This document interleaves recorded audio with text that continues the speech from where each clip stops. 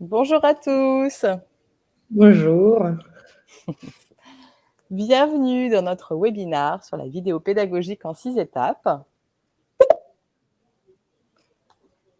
Super, bonjour Sarah, bonjour Frédéric, bonjour Audrey, bonjour Adam, Émilie. Parfait, vous êtes à l'heure on time et on vous remercie. Donc on est deux avec Victoria aujourd'hui à animer ce webinaire avec vous. Bonjour Trine. Alors tout d'abord, vous avez peut-être pu remarquer, mais je me trouve dans un autre pays en ce moment en vacances, au Mexique. Donc il fait ici très très chaud. Donc j'en profiterai dès la fin du webinaire pour aller faire un petit saut dans la piscine. Quelle On va chance. voir d'autres. On va attendre peut-être une petite minute encore avant de commencer, que tout le monde se joigne à nous. On peut en profiter peut-être pour se représenter rapidement pour attendre les retardataires. Donc pour ma part, Betty Abidou, la fondatrice d'Innov Academy, et donc Victoria. Moi, je suis responsable création au sein d'Innov Academy. Tout à fait. Et elle s'occupe évidemment de la création des vidéos pédagogiques. C'est pour ça on est là. Ok. Y aura-t-il à disposition un replay? On a déjà une première question. Oui, vous aurez automatiquement le replay qui sera envoyé à la fin du webinaire dès l'instant que vous êtes inscrit.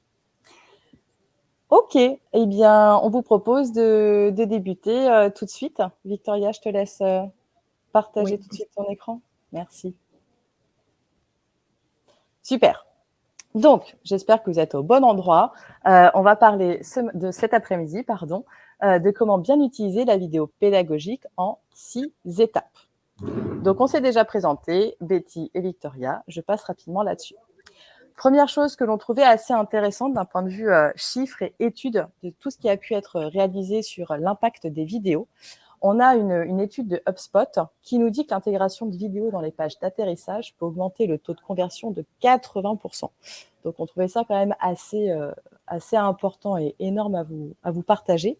Et puis, on a une autre étude aussi de James McKeevey, qui est un expert en marketing numérique, qui nous dit que 1 minute de vidéo équivaut à 1,8 million de mots, ce qui est vraiment considérable, ce qui montre vraiment l'impact des vidéos, sachant que normalement, 1 minute de vidéo équivaut à peu près 150 mots. Ça, c'est aussi intéressant de l'avoir en tête.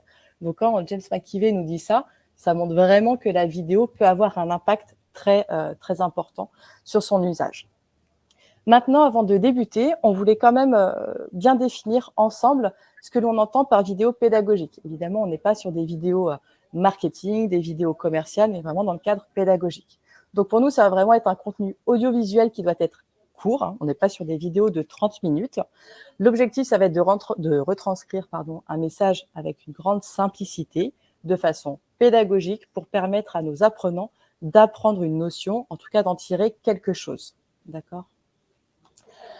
Alors, par rapport à notre plan, on vous a dit qu'il y aurait donc 6 étapes. Voici les 6 étapes. Donc, la première, comment reconnaître dans quel cas utiliser la vidéo pédagogique, comment recourir aux formats les plus adaptés, puisqu'il en existe plusieurs, comment concevoir des storyboards de façon efficace, perfectionner une création. Donc là, on est un peu plus sur la post-prod de vos créations vidéo. Prendre en compte évidemment l'accessibilité, ou en tout cas comment aussi rendre vos vidéos de façon plus impactante. Et enfin, une fois que c'est publié, comment est-ce que vous pouvez analyser l'efficacité de vos créations de vidéos pédagogiques. Donc voici les 6 étapes qu'on vous présenter ce matin. On débute tout de suite sur comment reconnaître dans quel cas utiliser la vidéo pédagogique. Donc tout d'abord, pour nous, il y a vraiment 2 choses à prendre en compte. Le premier, ça va être le public apprenant. Et ensuite, le type de connaissances que vous souhaitez transmettre. D'accord ? Donc, c'est à chaque fois ces 2 catégories-là que vous devez avoir en tête au tout début de la création de vos vidéos pédagogiques. Si on prend dans un premier temps donc, le public apprenant, quelles sont les questions que vous devez vous poser ? Tout d'abord, posez-vous la question du poste de travail de vos apprenants. Est-ce qu'ils sont sédentaires, plutôt mobiles ? Encore un exemple, des fonctions support versus les commerciaux. Les commerciaux, s'ils sont sans arrêt en déplacement, la vidéo pédagogique ne sera pas la plus pertinente, partez davantage peut-être sur du podcast ou sur de l'écriture simplement, mais pas sur de la vidéo. Donc, le poste de travail va vraiment être important pour définir si la vidéo pédagogique est la meilleure des solutions. Ensuite, demandez-vous quel est le niveau d'apprentissage déjà de vos apprenants. Est-ce qu'ils ont un niveau débutant sur ce sujet-là ou déjà expert? Si on utilise trop de vidéos pour les experts, ils vont avoir l'impression qu'on les infantilise un petit peu trop. Donc, il faut vraiment avoir ce juste milieu-là et se poser cette question. Ensuite, en fonction du niveau de connaissance des outils informatiques.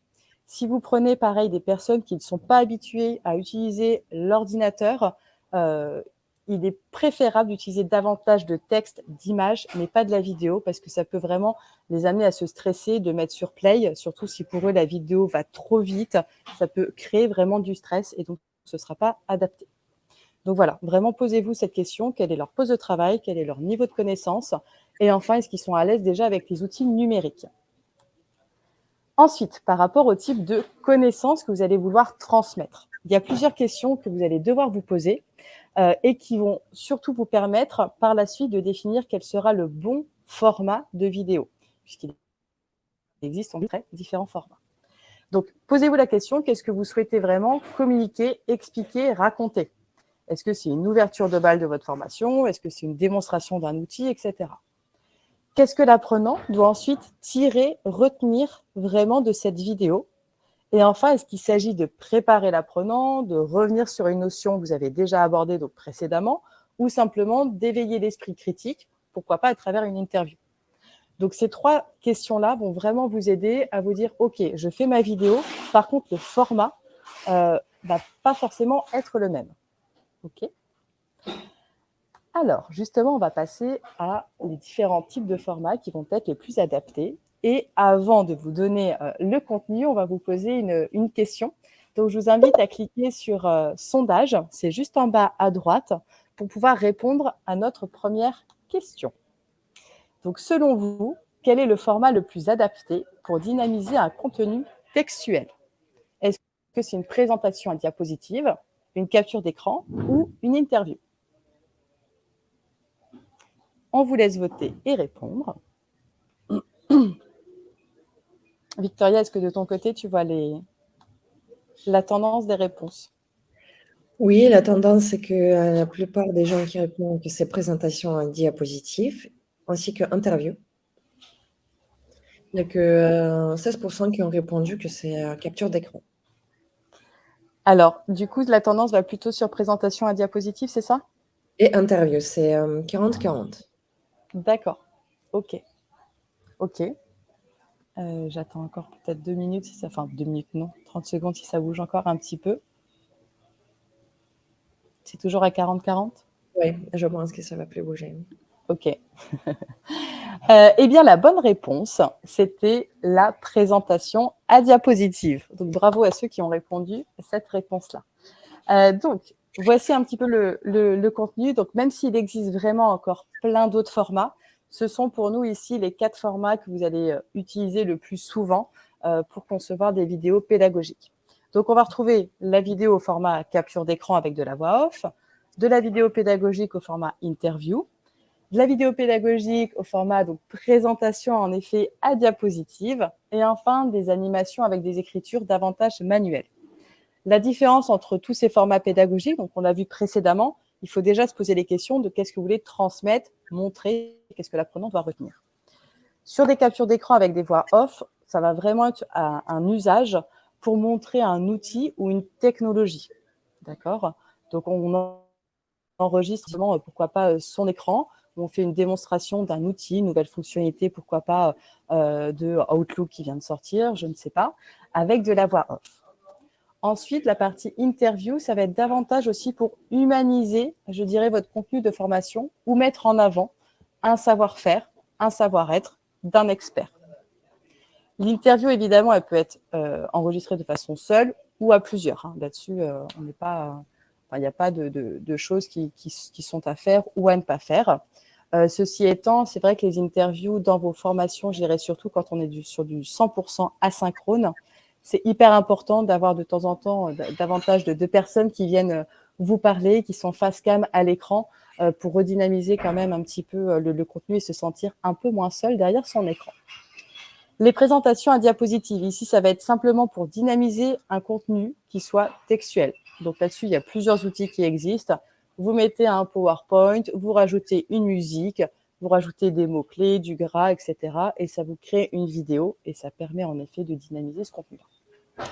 Enfin, l'animation avec des écritures manuelles, cette fois-ci, c'est simplement pour pouvoir diminuer la charge cognitive, d'accord, et expliquer un petit peu plus simplement une notion, par exemple. Donc, voici les 4 grands types. Maintenant, on peut avoir de la vidéo plutôt en mode training. Ceci étant, on est vraiment sur des formats, je dirais, qui doivent être assez courts. Ne dépassez pas les 3 minutes, 5 minutes, les grands max pour une vidéo pédagogique. Je prends un exemple, si vous êtes en effet sur la démonstration d'une fonctionnalité, on est plutôt même sur du 1 minute 30, 2 minutes. Au-delà, il aura déjà oublié où est-ce que vous avez cliqué, il y aura eu trop de clics. Il faut vraiment séquencer au maximum vos vidéos pédagogiques. Et encore une fois, la vidéo pédagogique doit forcément répondre à un objectif pédagogique qui soit vraiment très, très court. Alors, on vous laisse, n'hésitez pas à poser des questions tout au long de la présentation. On y répondra soit pendant la présentation ou à la fin. Je laisse la parole à Victoria sur la conception des storyboards efficaces. J'ai vu une question qui était posée. Je vais en profiter pour répondre. Le screencast n'est-il pas plus adapté que le format capture d'écran? Pour dire honnêtement, il y a des termes qui sont souvent mélangés. Ça dépend de personnes, mais au final, screencast et format capture d'écran, c'est la même chose. Le screencast, c'est en anglais, si vous voulez. Mais oui, c'est la même chose. On fait utilisation d'outils, par exemple, en ligne. On fait notre capture d'écran en vidéo pour montrer où on clique, qu'est-ce qu'on fait avec un petit bulle en bas, avec notre tête si on le désire, pour parler sur l'outil plutôt aux technologies qui est sorti. J'espère que j'ai répondu à la question.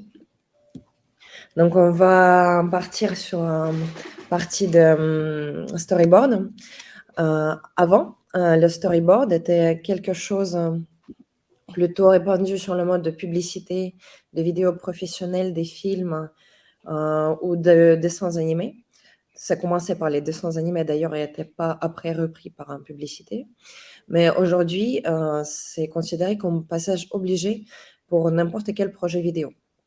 C'est une histoire dessinée, si on traduit littéralement.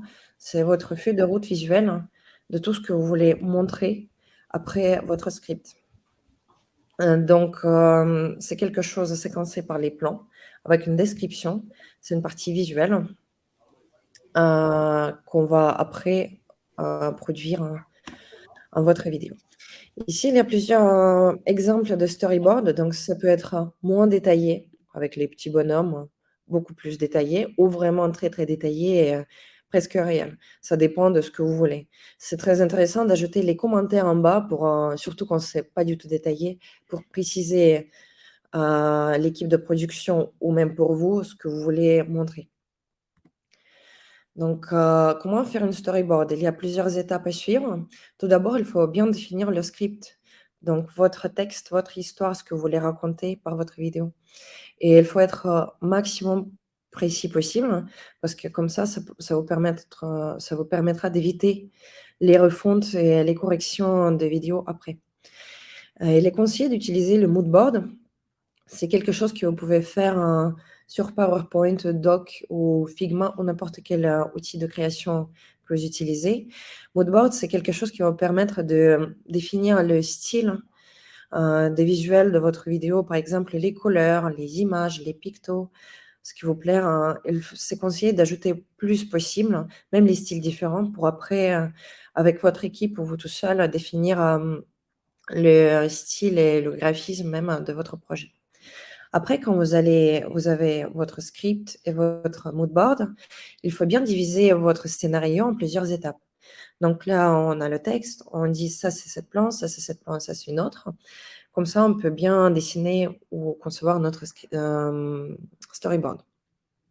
Il faut être plus précis possible, plus détaillé.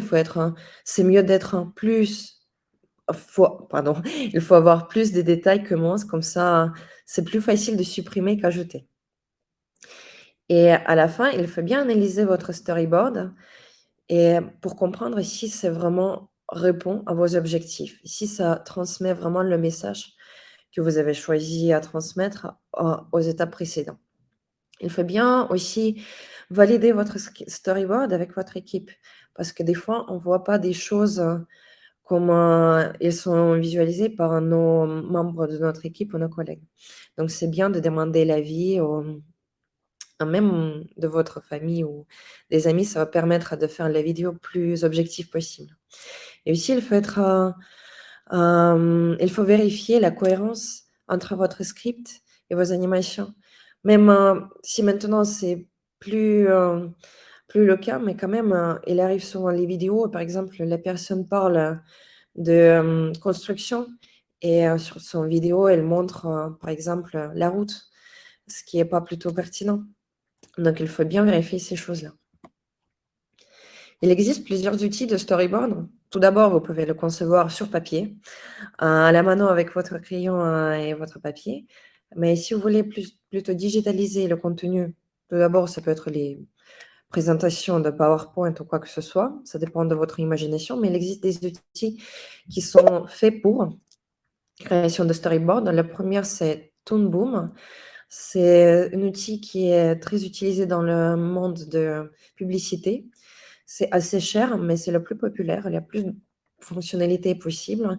Ça fonctionne un peu comme Canva, où vous pouvez mettre votre écran, ajouter les pictos, le texte pour plutôt bien visualiser votre histoire. Il y a aussi l'outil qui s'appelle Plot. C'est un outil freemium. Il a une possibilité gratuite, mais outil premium est quand même plus intéressant, mais c'est plutôt adapté aux graphistes parce que vous pouvez dessiner les choses en manuel, comme par exemple sur Illustrator. Et l'outil Wonder Unit, moi personnellement, je le trouve le plus efficace et simple. Déjà, c'est 100% gratuit. Et aussi, c'est bien parce que vous pouvez concevoir les vrais storyboards très, très facilement. Il y a les carrés, il y a la partie de description. Vous pouvez le diviser en minutes pour être plus précis. Par exemple, en 10 secondes, on commence ce plan. 30 minutes, on commence ce plan-là. Donc, c'est vraiment très, très efficace. Maintenant qu'on a créé notre storyboard et on va dire qu'on a déjà créé notre vidéo, on l'a dessiné, on l'a fait nos interviews, il faut le perfectionner parce qu'on ne peut pas envoyer la vidéo brute comme ça. Première chose sur laquelle il faut penser, c'est les sons qui sont derrière. Donc, votre voix off, les bruitages ou une musique de fond. On a dit déjà qu'une image, elle vaut 1000 mots. Mais imaginez comment on peut augmenter le message si on ajoute encore le texte derrière. On peut surtout appuyer sur le message qui ne peut pas être raconté sur manière visuelle. Ces informations complémentaires peuvent aussi humaniser le format parce que juste voir les images, c'est pas très intéressant. Entendre le voix, c'est déjà mieux. Mais il faut faire gaffe parce que mon voix enregistrement, il peut dégrader la qualité de votre vidéo. Donc, il faut bien réfléchir sur la qualité. Aussi, il faut bien réfléchir sur le ton, le rythme et votre jeu d'acteur pendant l'enregistrement parce que ça impacte trop. Par exemple, si vous parlez très monotone et très vite, personne ne va pas forcément comprendre ce que vous voulez dire ou peut-être il n'aura pas de valeur pédagogique. Mais il faut faire gaffe pour ne pas noyer les spectateurs d'informations. Il ne faut pas dire beaucoup de choses. Il ne faut pas ajouter trop de bruit ou trop de musique pour justement ne pas créer cet effet de sapin de Noël pour faire tout état moyen, si on peut dire comme ça. Il y a quelques astuces à retenir. Donc déjà, il faut avoir une bonne script. Et assez simple. Il ne faut pas utiliser les termes très complexes parce que déjà, ça va augmenter votre charge cognitive et la personne ne sera pas à l'aise d'écouter votre vidéo. Le rythme doit être adapté aussi, pas très lent, pas très rapide. Peut-être ça doit être calmant ou dynamique, ça dépend de vos objectifs. Il faut garder la respiration et ne pas parler trop, trop vite. Ça va compliquer les choses pour ceux qui regardent votre vidéo derrière. Il faut changer le ton aussi, ne pas parler très monotone. Des fois, poser des questions, des fois, faire des pauses. Et aussi, ajouter les bruitages. Ça peut être intéressant d'ajouter peut-être le chant des oiseaux, ou par exemple, si vous faites quelque chose sur la construction, même ajouter les bruits de construction pour mettre les personnes vraiment dans l'ambiance de votre vidéo. On vous propose quelques sites pour trouver justement les musiques et bruitages complètement gratuits. Le Bensound, c'est quelque chose où vous pouvez trouver les bonnes musiques d'ambiance. Ça peut être utilisé pas qu'en vidéo, mais aussi en podcast. On ne va pas parler de ça aujourd'hui. Aussi, il y a l'outil qui s'appelle Freesound. C'est une bibliothèque avec plus de 50 000 sons gratuits. Vous pouvez trouver vraiment tout. Commencer de bruit des oiseaux et finir par les chants de Joyeux Noël ou quelque chose comme ça. Vraiment, vous pouvez trouver tout. Et YouTube, bien évidemment, il existe une bibliothèque des sons et musiques gratuits sur YouTube, facile à télécharger et très accessible. Donc, je passe parole à Betty pour parler un peu plus sur l'accessibilité. Hop, je réactive mon micro. On a juste 2 questions déjà avant que j'enchaîne, Victoria. Oui, Donc, on a quelle est la différence entre storyboard et moodboard? Ok, différence entre storyboard et moodboard. Storyboard, c'est vos plans séquencés. Par exemple, vous voulez raconter une histoire qu'une personne va aller, par exemple, au magasin pour acheter une bouteille de lait. Il n'a pas de valeur pédagogique derrière, mais on va prendre un exemple. Donc, premier plan, c'est la personne. Deuxième plan, il marche vers le magasin. Troisième plan, il est dans le magasin, il achète sa bouteille de lait. Ça, c'est une storyboard. Moodboard, c'est quelque chose, c'est un peu la définition de votre style. Donc, vous pouvez jeter les captures d'écran des autres vidéos qui vous plaisent. C'est pas forcément doit être la même thématique que vous choisissez dans votre vidéo. Par exemple, si moi je parle de personnes qui achètent le lait, moi je peux chercher les vidéos sur la nature, sur construction, sur n'importe quoi que vous voulez. Mais ça, c'est pour trouver votre style de vidéo. Donc, par exemple, les textes qui apparaissent, ça vous plaît, vous le mettez sur storyboard. Ou par exemple, il y a une animation visuelle, le graphisme qui vous plaît, vous l'ajoutez dans storyboard. Au fond d'un moodboard, excusez-moi.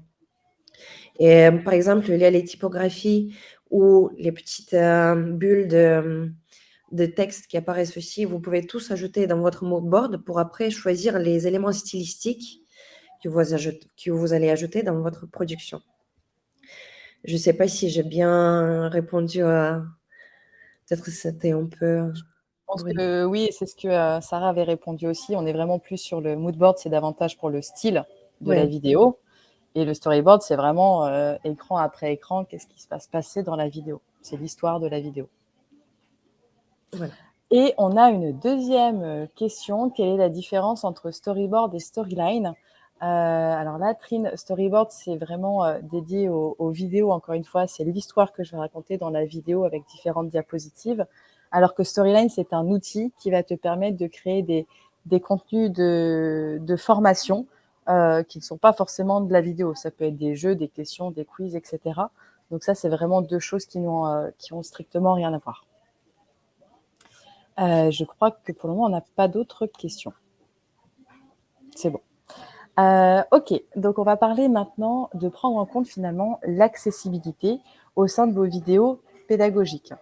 Alors, on va parler d'accessibilité, mais je dirais que c'est peu importe, avant même de parler d'accessibilité, c'est vrai que c'est très important quand vous concevez une vidéo pédagogique, d'essayer d'utiliser des messages vraiment très efficaces en les sous-titrant avec des mots très simples. Souvent, on voit des vidéos, en effet, où on a une personne qui va être face caméra et qui raconte quelque chose, et puis à côté, en haut à droite, vous avez des mots qui reviennent réappuyer le discours pour vraiment ancrer dans la tête de l'apprenant des notions ou ce qu'il est en train de raconter. Donc ça, c'est quelque chose déjà qui est vraiment à faire pour ancrer et avoir un impact plus important dans vos vidéos pédagogiques. Ensuite, vous pouvez utiliser évidemment tout ce qui va être sous-titrage, je dirais aussi, pour internationaliser et permettre à n'importe quel apprenant, en fonction de vos entreprises, de pouvoir comprendre simplement la vidéo que vous avez conçue. D'accord ? Donc vraiment là-dessus, avant même de parler d'accessibilité, c'est très important d'utiliser un peu du sous-titrage ou des mots dans votre vidéo pour venir appuyer votre message et puis faciliter la compréhension. Ensuite, on va avoir vraiment la possibilité donc d'ajouter des sous-titrages. Alors, on ne va pas rentrer vraiment d'un point de vue très technique. Ce qu'il faut retenir, c'est que vous pouvez donc incruster directement les sous-titrages depuis les plateformes de publication. D'accord ? Donc ça se fait vraiment depuis vos plateformes de publication. Les sous-titres s'incrustent avec un format qui est spécifique, qui est le format .srt.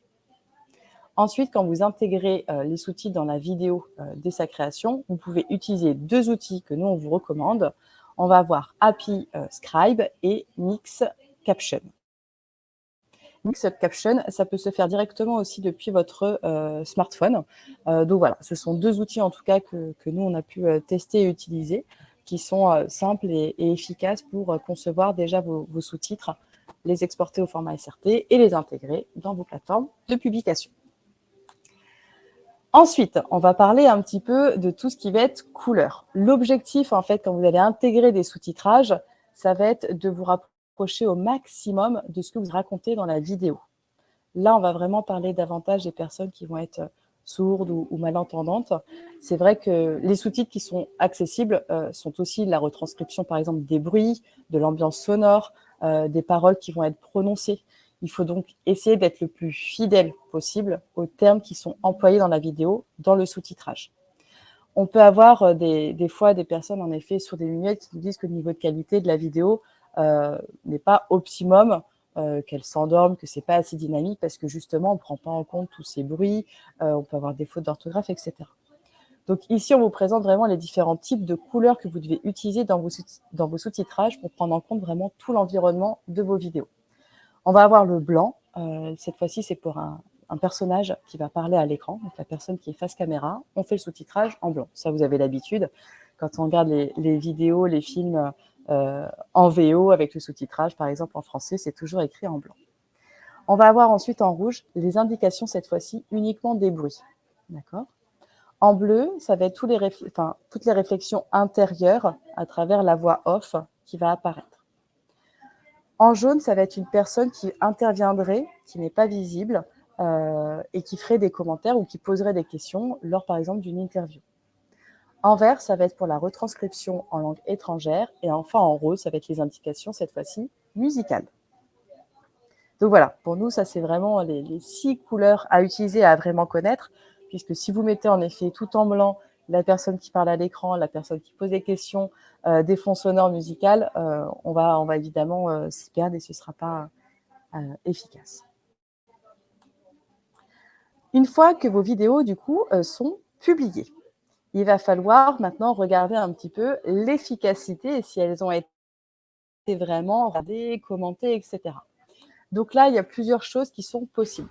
Vous pouvez suivre déjà différentes métriques, surtout, je dirais, pour les vidéos interactives. Vous pouvez retrouver tout ce qui va être le temps moyen d'activité sur votre vidéo, donc si vous posez des questions tout au long de votre vidéo pédagogique, voir les réponses, analyser les réponses de vos apprenants et de voir le taux d'ouverture de la vidéo. Donc ça, encore une fois, c'est surtout pour les vidéos interactives. Ceci étant, il y a aujourd'hui des outils qui existent, qui vous permettent de créer de la vidéo pédagogique et de les exporter au format SCORM. Si c'est le cas, évidemment, sur votre plateforme LMS, vous aurez aussi accès à ce type de métriques que vous pourrez analyser. Il y a quelque chose aussi qui peut être recommandé, c'est de bloquer en fait votre apprenant sur la vidéo qui ne puisse pas en fait avancer la vidéo pour se dire je vais plus vite, j'avance de 10 en 10 ou j'accélère le rythme de la vidéo, etc. Ça, c'est pas forcément conseillé parce qu'après, ça va brouiller en fait toutes vos métriques. Et si vous avez conçu une vidéo pédagogique qui avait un intérêt, ils sont censés aller jusqu'au bout de la vidéo.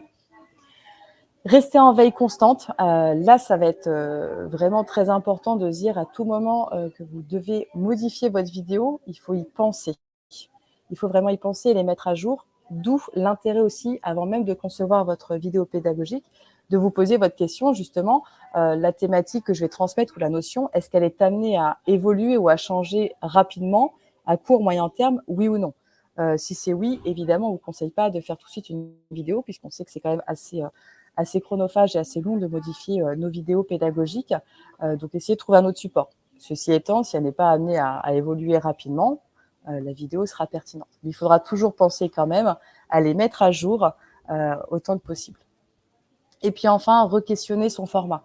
Essayez de récupérer au maximum tous les feedbacks de vos apprenants pour toujours vous-même vous améliorer et puis essayer de voir si vous avez en effet oublié un message ou quelque chose qui a été complètement insensé aux yeux des apprenants. Je pense à une vidéo qui serait tournée sur un chantier alors qu'on est en train de parler, je ne sais pas, d'une parfumerie, des choses comme ça où ils ne vont pas se retrouver du tout dans le même environnement. Donc voilà, ça, ce sont les différentes métriques que vous pouvez avoir. Donc il y a beaucoup d'outils, et ça, on en parlera encore à un prochain webinaire sur quels sont les outils qui vous permettent d'avoir aussi des métriques pour mesurer cet impact. Donc ça, on le refera à un prochain webinaire. On va vous poser une nouvelle question. Donc on va vous demander d'aller de nouveau dans sondage. La question est la suivante, pour voir si vous avez bien écouté et retenu ce qu'on vous a raconté. Quelle est la couleur utilisée lorsqu'un personnage parle hors champ? Est-ce que c'est le vert, le jaune ou la couleur magenta? Victoria, tu me diras en fonction des réponses que l'on a. Et bravo. 100% de personnes répondent jaune. Donc, bravo, vous avez bien écouté. Super, parfait. Merci à vous. C'est en effet la couleur jaune. D'ailleurs, Betty, je me permets de te couper. On a une question sur les couleurs, justement. Est-ce que ces couleurs répondent à une norme? Donc oui, la réponse est oui. C'est une norme qui est définie par le Conseil supérieur de l'audiovisuel visuel, et c'est utilisé mondialement partout. Donc si vous allez sur Netflix, Amazon, n'importe quel streaming de vidéos, ce sera les mêmes couleurs. Aussi, c'est pas que des couleurs, il y a aussi les tailles de lignes et de texte. Et si vous voulez aller plus loin, on peut regarder sur leur site, si jamais. Est-ce qu'on a d'autres questions? Oui, en effet. Pour le sous-titrage, n'est-il pas conseillé aussi d'importer une vidéo YouTube, d'utiliser le sous-titrage automatique, modifier les erreurs, puis de récupérer le fichier SRT? C'est possible, mais c'est plus compliqué. Ce qu'on a dit, c'était, je vais me permettre de revenir en avant sur le slide. Donc, directement sur la plateforme de publication, on peut utiliser directement les sous-titres de YouTube, mais le problème est que c'est souvent avec des fautes. Donc, c'est mieux d'écrire, c'est pas mieux. Souvent, c'est bien quand on n'a pas le temps, d'utiliser les plateformes de publication. Mais on peut écrire sur un document Word et faire le fichier SRT nous-mêmes. En fait, c'est pas vraiment très compliqué, juste pour rentrer un peu plus dans une technique. Mais les deux, ils sont bien. Ok, parfait. Merci Victoria. Alors, on va revenir. Hop. Pardon. Sur la slide. Vous m'entendez toujours? Victoria, tu m'entends ou pas? Oui, c'est bon. C'est bon? J'ai l'impression que ma connexion est moyenne. Alors, on a fini la présentation de ce webinaire. Est-ce que vous avez d'autres questions, commentaires à nous faire part, auxquels on pourrait vous aider, répondre? N'hésitez pas, c'est maintenant. On vous laisse 2 petites minutes, le temps d'écrire peut-être vos dernières questions.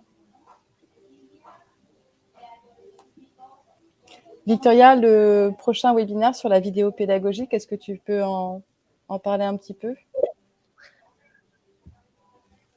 Attendez, je vois pas des questions.